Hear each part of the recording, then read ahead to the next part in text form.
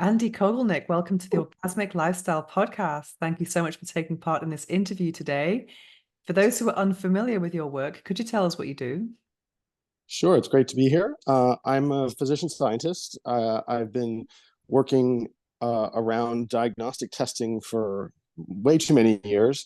And the thing that I'm doing most recently is working on home testing for STI conditions and trying to remove some of the stigma around those and get better access for people to those kinds of tests in their own home. Hmm. So what inspired you to actually choose this path? Because you're from the medical field anyway. Yeah, well, STIs have been a sort of a rising, steadily rising epidemic over many, many years now, but particularly in the last few, and particularly after COVID, the numbers have continued to move upward on the scale.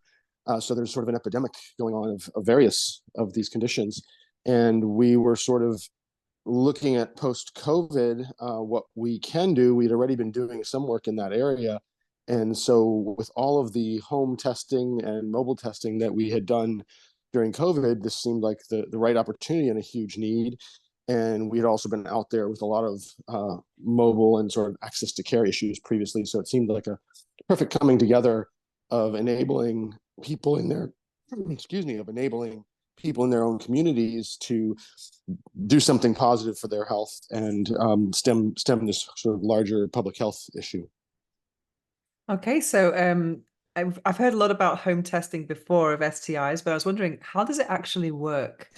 So you buy a kit online, then what's the procedure? What's the process? Yeah, well, every test is built a little bit differently, but the basic principle for ours and a few others is that you can buy a test online.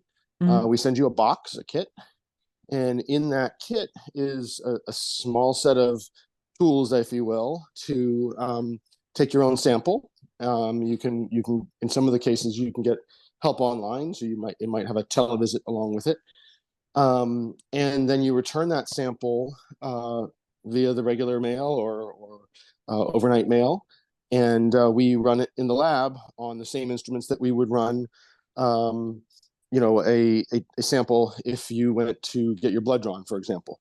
The good news is many of these samples don't need to be blood anymore. Some of them do. So, but we have a way of getting finger prick blood into small containers and shipping them back and having them be stable enough during that transit time that we can still get good signals out of them and get the individual information that they wanted.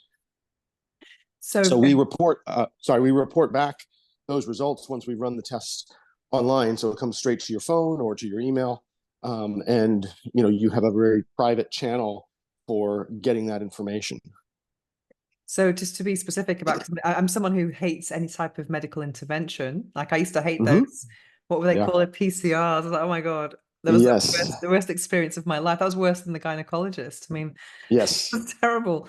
So to be more specific about so you talked about the fingerprint. Would that be like something that someone with diabetes uses or? Yeah. Exactly. It's that type of a lancet and that type of a technique. So you're sticking your finger.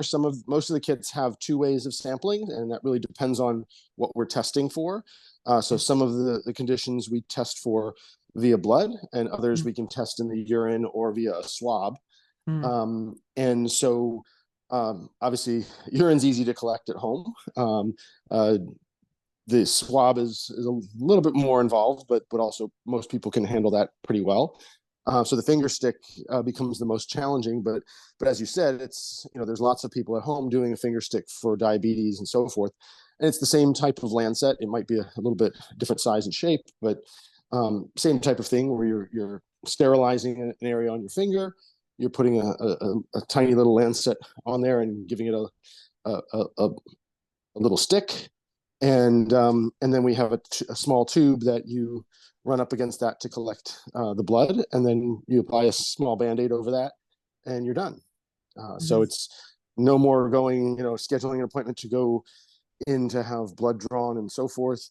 The convenience of doing it at home obviously is a big deal, and we hope it makes things more accessible. We even actually have some doctors' offices using it, as opposed to having to have a phlebotomist there to draw someone's blood and so forth. It just makes for an easier user interface in today's lingo. Absolutely, absolutely. And I think I've heard, and if you can verify this, but for example, testing someone for the vaginal swab, you don't need to put those awful speculums inside and, all of that kind of. Yeah, that's right. The swabs are a simple, it's basically a cotton type swab, like similar to a Q-tip, but different. But actually, we've done them on Q-tips even.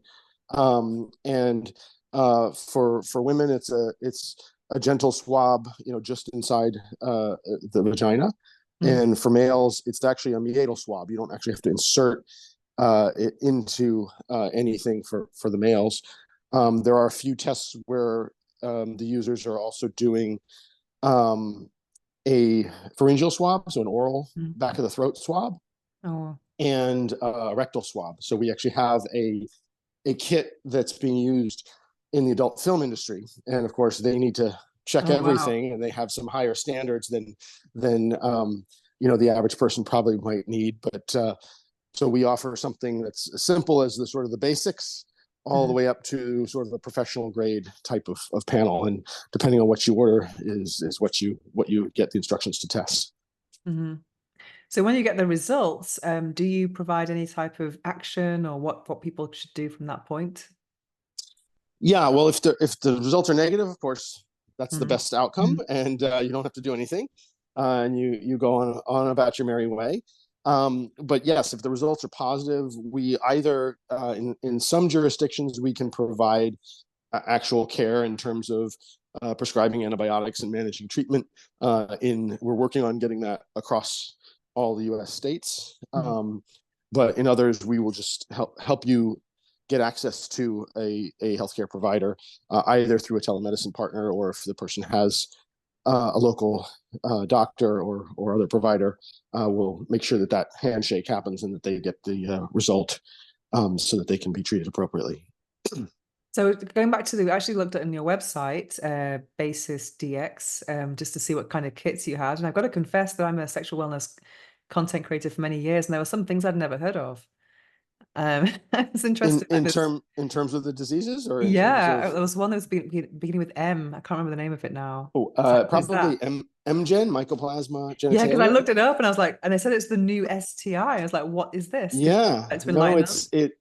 absolutely. It's one of those that's not really come up until maybe the last 5 to 10 years, but particularly in the last few years, we've seen a huge increase in the numbers for that particular bug. It's not necessarily any more or less aggressive than some of the other bugs, but it's out there and it's in circulation. That's one that actually relatively recently got added to the professional panel. So, if the professionals are testing for it, that tells you something. And yeah, I mean, I think it probably will come more and more into the conscious stream of discussion in broader social circles as we go on, because it really has had a pretty steep climb in terms of just its recent positivity in the general population. But all of these are really, it's about a risk question, and sort of how much risk is any particular person taking, and how can we protect them against that risk. And so this becomes a very personalized question of what do you do and what do you test for. And we do our best to help people sort of navigate that question. But at the end of the day, testing yourself at a certain cadence, say annually, is probably not a bad idea if you're sexually active, at least to cover the bases once, and then you can kind of figure out from there where to go to on a more regular basis. But most of the public health recommendations now sort of do that across the board, particularly around HIV, of course, but other conditions as well. So this MG was called. What are the symptoms and what are the implications of it if you have a positive result? Well, the symptoms are not too different. It's Mycoplasma genitalium, or it's commonly called MGen, Hmm. and the symptoms are not really that different from other STIs. I mean, it can be just various types of discomfort in the Hmm. genital region. Usually, as the name implies, it's genital. Hmm. Um, you don't really get any sort of characteristic lesion or anything like that, like you might with, say, syphilis or a herpes virus. So it's not typically thought to be painful, but it's definitely uncomfortable. And you might have discharge, you might have itching, you might have other signs of discomfort. So it's, from a symptoms perspective, it's nothing that's way out there. But the good news is, from a treatment perspective, it's actually quite treatable, and it's a short course of antibiotics typically, and then obviously rechecking to make sure the infection's cleared in some cases, um, and again balancing sort of risk going forward. I just want to put a plug in talking about positivity, that one thing that many people forget, or are there's a stigma around talking about these things with your partner. Mm. And one of the most important things across the board, MGen or otherwise, is if one person has positivity, that you're having that discussion with your partners, and that they get tested as well and hopefully treated as well, um, if they should be positive. And part of our push is around that. So it's not just, what we're doing is not just unique in the lab side, in terms of the home testing and those kinds of things, but we've tried to empower the mobile and IT side along with this. So sharing results becomes a simple thing. And part of our goal is to try and help normalize that, right? It's getting people to have a different discussion about their sexual health and their sexual wellness, is really critical to maintaining their health. And if we don't have these conversations, and we don't have more openness to data, and better data in the first place, in terms of having a test done, as opposed to, oh, I don't want to go to the doctor, I don't want to go get my blood drawn, it's such a pain. Making it easier to do is one step in sort of resolving this epidemic, but also making it more accessible in terms of the data, and making those conversations easier to have, both when and if you should turn positive, but also before you engage with a new partner, Mm. and those kinds of things. So part of this to me is, how do we socialize and remove the stigma? And there's a big push coming up in July around Zero Stigma Day for HIV in particular. But part of that is about that issue of, how do we get people to talk about these things in a non-blaming way, Mm. because they're out there, and unfortunately they're out there in quite high numbers these days. Hmm. Definitely. It's interesting. So what's are most things treatable? Well, that's actually the good news, is that most of the things that we are testing for, and public health in general is looking at, are treatable these days. Uh, the HIV even is now a manageable condition. It's not that we can cure it per se, but it can be managed, and it can be managed quite effectively for decades. Um, Most of the other conditions are treatable, and typically in relatively short courses. Hmm. The challenge again becomes when people don't treat them, and they let them fester, and that's when they really start to take hold in other ways that have longer term consequences. And that's what we want to avoid for everybody, across the board, right? The earlier you treat an infection, the better the result is going to be, no matter what you're doing, almost universally across the board in infectious diseases. Hmm. So what do you think is the best way to prevent STIs? Well, as I said, I think having more open conversations and more active testing, particularly around assessing our own risk, in terms of our behavior and our activities. Um, you know, it's actually quite doable these days with the technology, with kits like our home kits, but with lots of information out there, the risk reduction is very achievable, and in many cases it doesn't have to cost very much, and in some cases in certain areas it's free. So not taking advantage of those is a shame, but those are really to me the key to having a healthy, happy, life. Whether you're talking STIs or other illnesses, is get the information that you need if you're at risk for something, and get it taken care of, because the longer you don't, the worse the potential problem is going to be down the road, and that nobody wants that. I mean, we want to cut things off early before they become big problems. It also can prevent you from having a good sex life as well. So you'd be Well, absolutely, out of action absolutely, for a long time. yeah. What about condoms? Well, certainly they're part of a preventive strategy, and a very effective one when used properly. But therein lies the rub, right? Is are they used in any given interaction, and B, were they used properly? And that goes for really any type of disease prevention, right?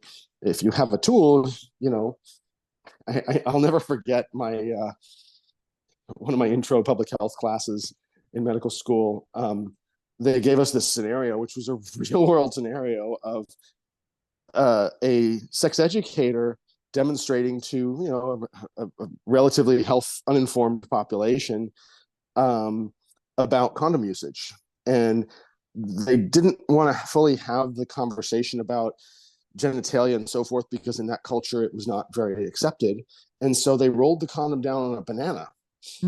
And you can imagine the funny stories that ensued from that, because some people in the class mistook that as the sort of the way to use the condom properly, was to put it on a banana next to you. And I mean, it's a little bit tongue in cheek, but it's out there, right? And if people don't understand what it is that you're giving them and how to use it fully properly, they won't use it right, and that doesn't really have a good end.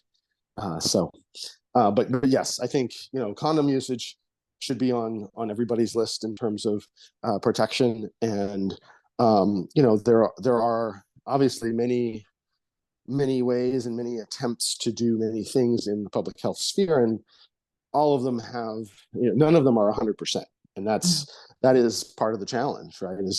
So we all have to be a little bit educated about this to keep ourselves healthy and happy. Yeah, what scares me is I think the HPV, even condom use, is not going to protect you against that. Yes. Well, HPV and HSV, so human papillomavirus and herpes simplex, both, are potentially transmitted, around condom use, in the sense of there are other contacts, oral or otherwise, that could transmit them, and that's a risk. But HPV in particular, I think, is a huge challenge right now in the testing arena, because we don't have great tests for it, right? It's a hard one to nail down in a preventive sense of, I'd love to put that in a kit that we can send to someone's home and test, but the technology is just not there yet. And we are launching a HSV1 and 2 product this month, which I think will be great. But that also is, it's more of a, have I been exposed, as opposed to how do I prevent myself from exposure to it, because you're testing antibodies, so you're testing sort of your body's reaction to that. But it's also, again, equally important that you have that data, because there are some things you can do there, and certainly you can always change behaviors to help mitigate risk for others. So that's, knowledge is power, as they say. So imagine like you've had some kind of sexual encounter that's been risky, maybe a condom broke or something.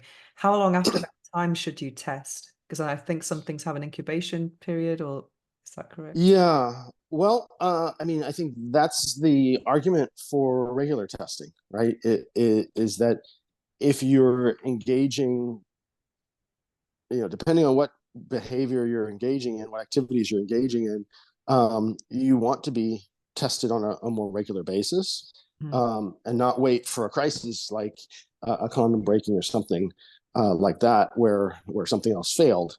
Um, so we most public health agencies generally are going to recommend once a year if you're sexually active. If you're in high risk groups, either from anything that you're doing, or multiple partners and so forth, then typically the recommendation is more frequent. And just taking that to the extreme level, for the adult film professionals that we work with, they're typically tested every 2 weeks, Wow. so twice a month, which tells you something. And part of that has to do with filming cycles. So those are, perhaps an example of sort of extreme preventive measures, but I think they're actually very appropriate, and I think the average person should take that in perspective, and use that as a gauge to think about their own health and how frequently they need to test. But I think certainly if you've never had an STI test and you've had sex, it's time to go get one, just to inform yourself, at the very least, and preferably maybe you're doing it with your partner. It's actually I think an a good way to bond over something that you might not think about bonding over otherwise. But I think you have to really think about, and there's a lot of resources out there for helping people to do this. What is your risk level, right? And how do you protect yourself the best, and sort of what regimen is best for you. Mhm. So imagine talking about partnerships and relationships. So imagine you have a monogamous, fluid bonded relationship, and imagine you start to have some symptoms. Does that mean you have something that's positive? Does that mean your partner's cheated on you? I mean, um, what? Not necessarily, right? I mean, there could be something that one of you had and you weren't aware of. Mm. There are some uh, bacteria that we test for that are part of the normal flora. So they're part of the normal bacteria that live in and around on us. And they're normal, quote in quotes, when they're in small quantities, but when they're in large quantities, it becomes an STI and you have symptoms. And that's one of the reasons why we leave some of those on our panels, because oftentimes in a regular STI test, if you didn't have that bug on there, so I'm talking specifically about Gardnerella here, everything else will come back negative, and the person will say, "Oh, well, I feel funny, but my test was normal." And the reality is that yes, you were negative for the standard fare of STI tests, but actually there is something going on in your body, and here's a clue as to what it is, and that is something that's quite treatable. So if you're having symptoms and you're uncomfortable and your test was negative, well, I would suggest that you look at a broader panel, because there are things like that out there where it didn't have to involve any cheating or anything else on anyone's part, but it could still be out there.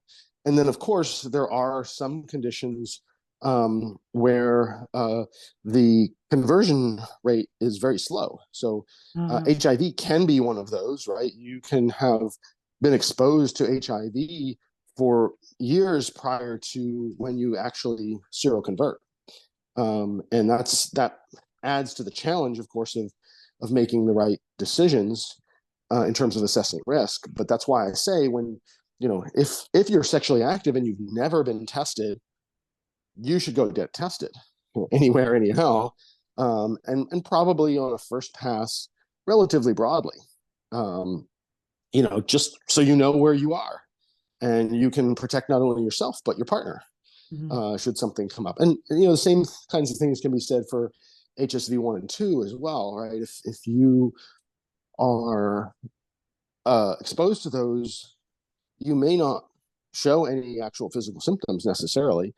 You may, and they might be very painful, and you have a sort of a wake up call that way.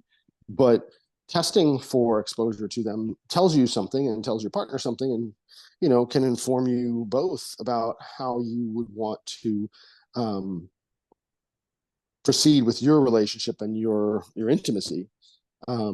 We also have a number of groups that work with us in the polysphere, right? And Mm. it's a whole nother question of risk and trust and verification and so on. And those groups take, the ones that we work with anyway, take it very seriously, and they have self-prescribed to themselves rules around how often and when someone needs to be tested with respect to their relationships within a group like that.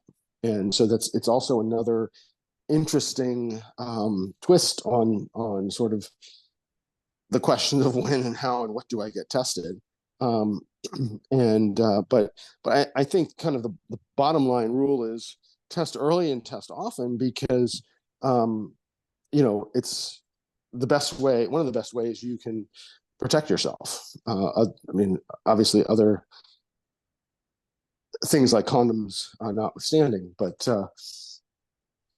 Mhm. having that information really is, I think, the most powerful thing anyone can do in a relationship, and in terms of preventing and protecting themselves. Mhm. So it's what you talked about before, is an epidemic. So do you have any stats on the STI trends or any information that surprised you in this journey? Yeah, I mean, unfortunately, the main stats and the sort of the main summary of the stats is increase. The last 5 years alone have seen huge increases, and the one that surprised me the most was that during COVID, during lockdown, when we supposedly were not as socially interacting, most, if not all, of these conditions went up. Wow. Um, Perhaps and by large numbers. So there was already sort of an epidemic wave hitting us pre-COVID, and it got markedly worse during COVID. So the ones that sort of are on the top of the list, chlamydia and gonorrhea certainly have surged. MGen we already talked about a little bit. Syphilis has been on the rise for quite some time. Kind of surprisingly, HIV has actually sort of, it's been a very slow perhaps increase, but it's almost level in terms of not having that, seeing the acceleration that some of the other conditions have seen. But yeah, I mean, the short answer again is that almost everything is going up, and that's really concerning from a public health perspective, Wow. What about and from demographics? a personal one. So I've also Um, heard about like senior citizens when they think, oh, we can't make babies anymore, so let's just forget the contraception. I mean, Yeah, yeah. well, that's a great question, Mhm. and I think the answer might surprise a lot of people. So it's a wonderful, there certainly are disproportional increases in seniors Mm. for some of these conditions, and you can imagine part of that is social structure, right? When seniors are increasingly in residential facilities where there's these massive neighborhoods of seniors that people are building in all over the country, really. But people used to think of it as Florida only, but these retirement communities and or assisted living facilities, or and today's seniors are not inactive by any stretch of the means. Wow. That's cool though, isn't it? And yeah, no, it's great. I mean, go, good for them, and Mhm. go. But the same rules apply, right? You have to understand your risk, and you Mm. have to protect yourself, and perhaps even more so because your community, is it's perhaps narrower than you might realize. And just like with COVID or anything else, if we introduce an infection or the common cold, you introduce an infection into a community like that where people are socializing and then some, it's going to spread. And so, protecting those communities is really key. Of course, there are, other activities and other communities that are affected. Certainly, LGBTQ community has disproportionate rates for certain things, and thankfully, there's a lot of activity around awareness and prevention going on that's driven from that community, and we've been part of that as well, and it's really great to see. But as with any community, I think there's a lot of variance to understanding and attitudes, and really that's a big part of what we're trying to do, and why we love being on podcasts with people like you is just get the message out there that people need to take care of themselves, and wow, here's an easy way to do it, right? Let's get you that support and that help that you need to be preventive and be smart about your health and live a happy, full, and successful life and sexual life and so on. But really, knowledge, I can't say it enough, knowledge is power, and people need to avail themselves of that. Speaking of knowledge is power, my next question was going to be about sex education. I mean, I went to a Catholic school in the UK, so there was no education at all about safe sex, because it was just assumed that you're going to get married to one man, and then to show your love, the guy puts his penis in his wife's vagina. And I used to think that, if a family had 5 kids, they'd done it 5 times if they had, I just thought, Right, you had all right. these questions, like you thought, intercourse was a guarantee. So I thought my parents have had it twice because I've got a brother. Yeah. So it was just all these questions. I mean, and we had one lesson in at the age of 11 about growing up, and it was more about puberty. But there was Yep. no, and then in the Protestant school down the road, they were putting the condoms on cucumbers, not bananas, but cucumbers. And they had a Yeah. lower rate of teenage pregnancies, interestingly. But the my school is pretty crazy. So there's this real denial of the importance of this education. Absolutely. I mean, I think that Mhm. is one of the challenges we face, because especially in today we have all this uh, increased pressure and increased activity, particularly on young folks, and the education hasn't really matched that. I mean, the education for a lot of people today is the internet, and we know how that goes in terms of there's just any information out there, and much of it is very wrong. So having these conversations and educating people about what they need to do for their own health and their own uh, uh, sanity and happiness, really, I think, is key in a way that doesn't stigmatize, and that still in our world today, right? That still is a big challenge, because many of these STIs are mostly incorrectly associated with um, badness in Mm, terms of a person, right? mm, Yes, they are associated with certain behaviors can drive them, and certain activities can drive them more readily than others. But in today's world, people aren't just having sex twice if they had 2 kids. And mm. just look, even just the simple math of divorce, right? I mean, okay, you had 2 kids, but more than 50% of households now have divorced. So within 5 years, you have a new partner. Well, Mm. what do you know about the other partner and their sexual history? Probably not a lot. And most people don't have those open conversations, let alone all the other sort of options that have arisen for people's lifestyles in the last 10 years. But I think the great thing is just that many of these communities are really embracing sort of the change of openness that's been happening, and having these conversations right alongside other conversations that are important to them. So I think that really helps to take the stigma out of a lot of the conversation. Yeah, because I'm from I grew up with a very Catholic mentality, and it's always about, if those things, if these things arise, it's because of promiscuity, and so people are Yeah. assuming that only sin is this is like a punishment of your Right. sinful life. Yeah. But that's not true. I mean, Yeah. that is there are, sure, there are activities, as I said, that are associated with higher risk, but Mm, there's so many activities that we don't see in a partner mm, on a day-to-day basis that we have to have a level of trust if we're going to be intimate with somebody. Um, and without those conversations, it's 100% trust. And without testing, it's 100% trust. And, that may work in some relationships, but it doesn't work in all.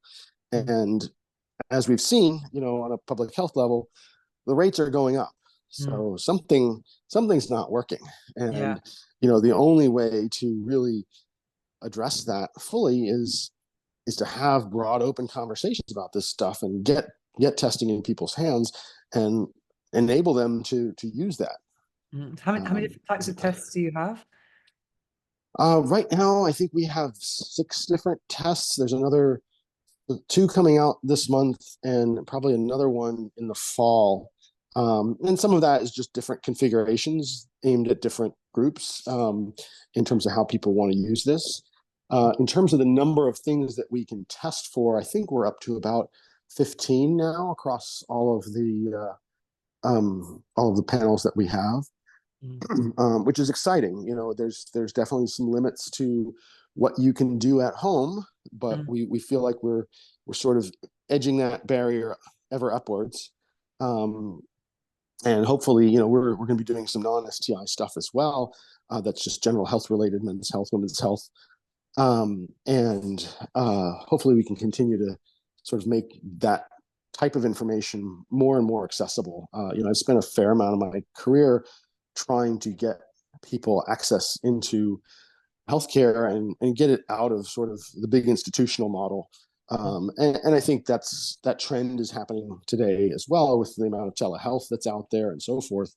But sort of this remote testing model goes very well along with that, where people can test anytime they can, because let's face it, the attention span of the mobile generation Mm. is small. So we need to work with that and capture it when we can, and hopefully we can keep up with those attention spans. Amazing. I have a couple of questions I ask all of my guests. What is the book that changed your life? The book that changed my life. I would say, probably you won't recognize it.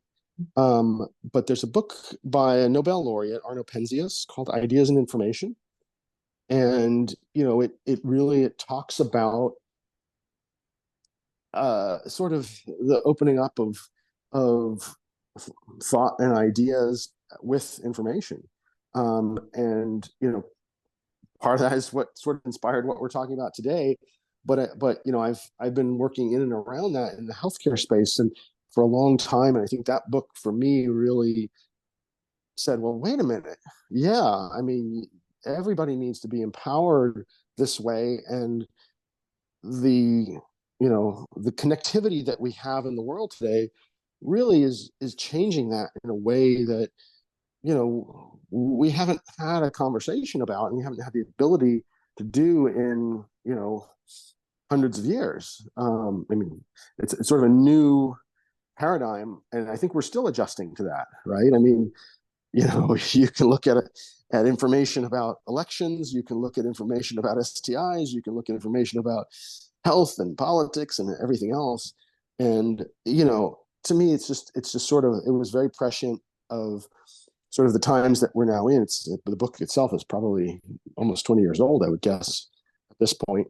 It was very prescient about how information is changing the world, and access to information.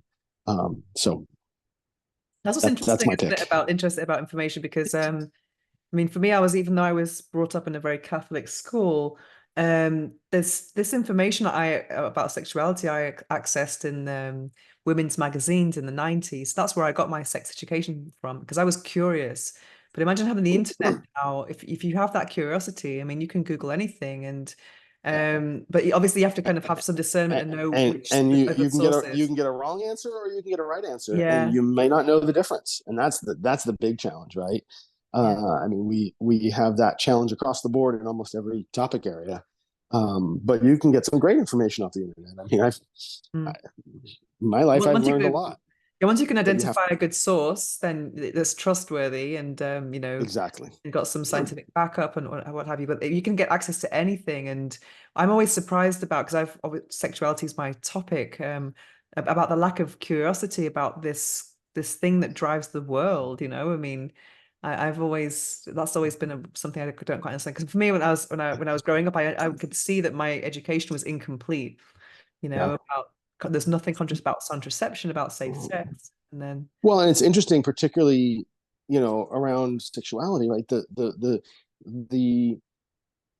major studies that most of our information up until the 90s was based off of you know two people's work, really, who were shunned at the time, mm, and I'm talking about the scientific side of things.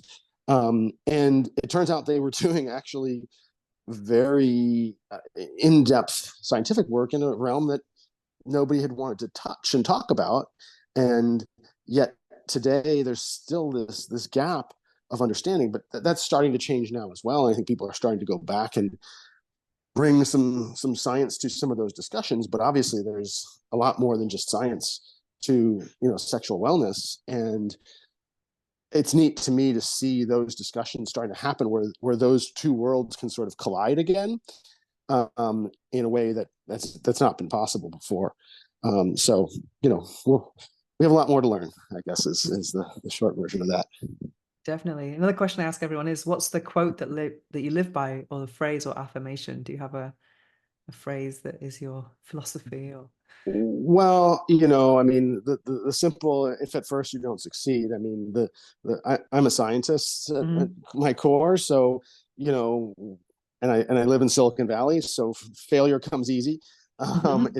It's getting past the failure that's actually hard, and not giving up when you have a first failure. So, there's the Silicon Valley adage of, fail fast and fail often, Mhm. because those are learning points. And I try and imbue that in my kids too. When they're in school and they're learning something, they make a mistake. It's not a tragedy. It's a celebration. It's, oh, you recognize that this was wrong, and now you can sit down and figure out what the right path was, or what the right answer was, or a better answer. It doesn't even have to be right or wrong. Um, but yeah, I mean, I think that's so important to me personally, that there's always a way. Mhm. That's a good message. So where can people find you?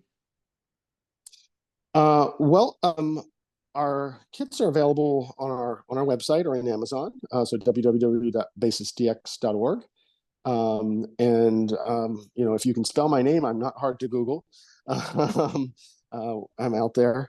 Um, and yeah, we're physically we're in the middle of Silicon Valley here in Redwood City, and we thankfully have had engagement from all over the country with this, and it's really exciting to see it take place. But we welcome any and all queries around it, and hope that people can find their path towards sexual health, wellness, and happiness. Good. That's a good message. So thank you so much for joining us today on the Orgasmic Lifestyle Podcast. It's been a real pleasure. Thank you. It's been great to be here.